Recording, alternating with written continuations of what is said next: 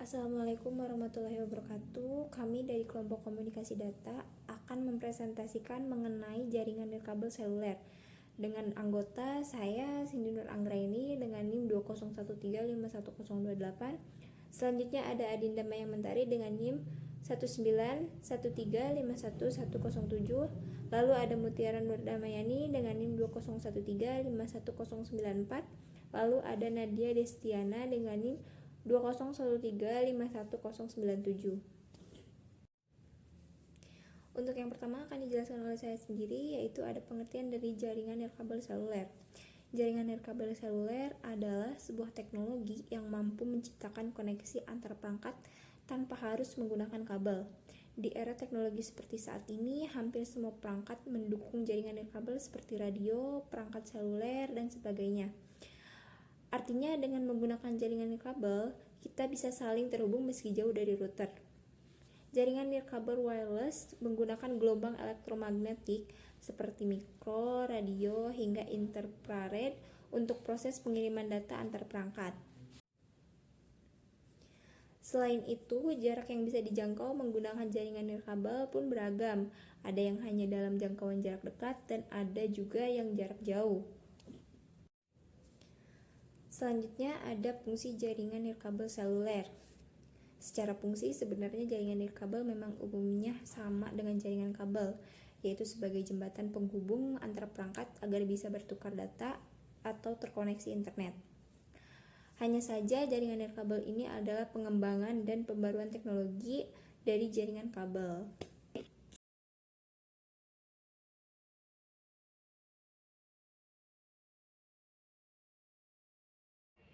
Selanjutnya ada prinsip nirkabel seluler. Mirip seperti walkie-talkie yang memiliki bulk transceiver, pada sistem operasinya jaringan wireless juga memiliki transceiver dalam bentuk adaptor, di mana adaptor akan mendeteksi jaringan wireless yang sekitar area perangkat melalui radio dan alat khusus pendeteksi sinyal masuk. Kecepatan transfer data pada jaringan wireless ini ditentukan dengan teknik apa yang digunakan untuk modulasi. Sinyal radio yang diterima oleh wireless router atau wireless adapter yang berkekuatan lebih dari 2,4 GHz. Selanjutnya, sinyal tersebut akan dikirim dengan menggunakan koneksi kabel Ethernet menuju jalur super informasi yang bisa dikenal dengan sebutan internet. Setelah router menerima data digital tersebut dari internet, berikutnya data akan dimodulasi ke dalam bentuk analog.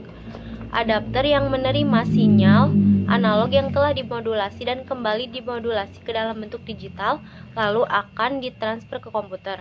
Harus diingat bahwa alat teknologi yang dibutuhkan jaringan wireless agar beroperasional dengan maksimal adalah router dan adapter wireless.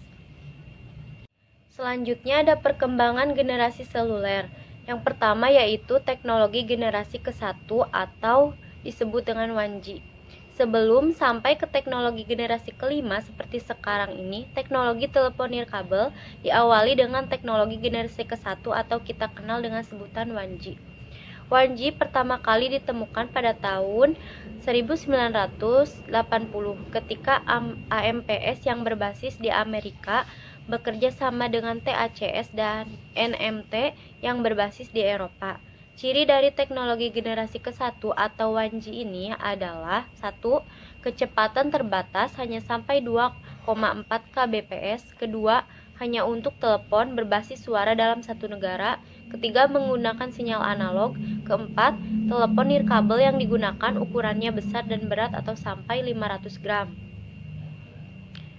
Selanjutnya ada teknologi generasi kedua atau disebut dengan 2G. Pada akhir tahun 90-an muncul teknologi jaringan nirkabel digital. Teknologi generasi kedua ini kita mengenal istilah DAMPS, GSM atau GPRS, dan CDMA1. Teknologi 2G ini memiliki karakteristik sebagai berikut. Yang pertama, kecepatan terbatas hanya sampai 64 kbps. Kedua, merupakan standar pertama untuk teknologi telepon nirkabel digital. Ketiga, kapasitas dan jangkauan layanan diperluas atau selain suara pengguna juga dapat mengirimkan SMS, MMS, dan pesan bergambar. Keempat, Telepon nirkabel yang digunakan ukurannya lebih kecil dibandingkan dengan generasi 1G. Baik, terima kasih kepada Mutiara Nurdamayani yang telah memaparkan materi. Selanjutnya akan dilanjutkan oleh Adinda Mayang Mentari. Waktu dan tempat dipersilakan. Teknologi generasi ke-2,5. Teknologi ini merupakan teknologi telepon nirkabel di antara 2G dan 3G. Terkadang teknologi 2,5G ini digunakan sebagai teknologi 2G yang dikombinasikan dengan GPRS. Pada teknologi 2,5G ini, penggunaan layanan telepon nirkabel sudah dapat melakukan hal-hal seperti berikut. Yang pertama, telepon berbasis suara. Yang kedua, mengirim dan menerima surel, menjelajah internet. Yang keempat, kecepatan internet hingga 144 kbps. Yang terakhir, telepon nirkabel yang digunakan sudah memiliki kamera. Menggunakan teknologi 2,5G ini, seseorang membutuhkan waktu sekitar 6-9 menit untuk mengunduh sebuah berkas MP3 dari internet. Selanjutnya, teknologi generasi ketiga, yaitu biasa disebut dengan 3G. Teknologi nirkabel generasi ketiga ini diperkenalkan pada tahun 2000, di mana telepon nirkabel yang digunakan dikenal dengan istilah smartphone. Kecepatan yang dapat dinikmati oleh pelanggan pada teknologi 3G ini hingga 2 Mbps.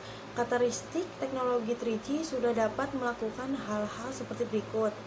Yang pertama, menyediakan layanan komunikasi yang lebih cepat, mengirimkan dan menerima surel dengan ukuran yang lebih besar, dapat melakukan streaming video maupun musik, dan dapat memainkan permainan 3 dimensi.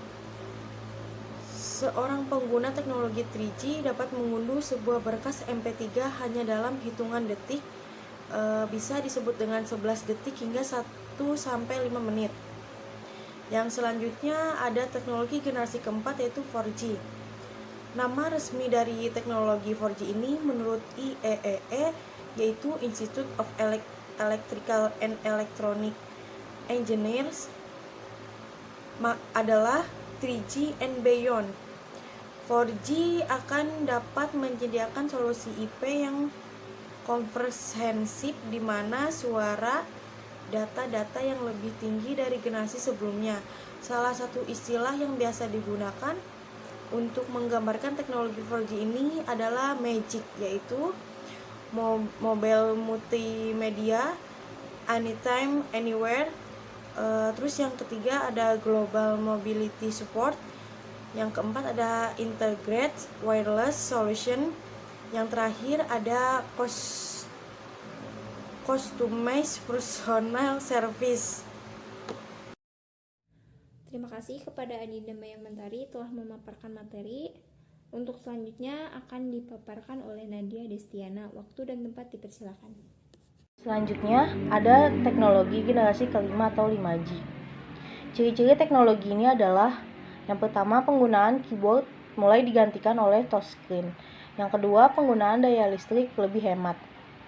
Teknologi nirkabel telah menciptakan sebuah lompatan besar dan revolusi digital yang akan berkembang dari zaman ke zaman.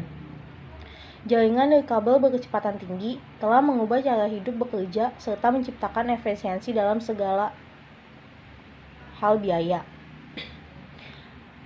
Lalu kesimpulannya, dapat disimpulkan bahwa jaringan nirkabel seluler merupakan bidang disiplin yang dapat menciptakan suatu koneksi antar jaringan berkaitan dengan komunikasi antar sistem komputer tanpa menggunakan kabel penghubung.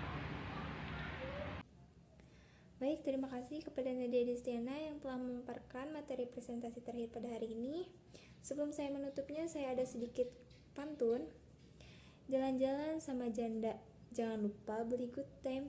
Terima kasih atas perhatian Anda. See you next time.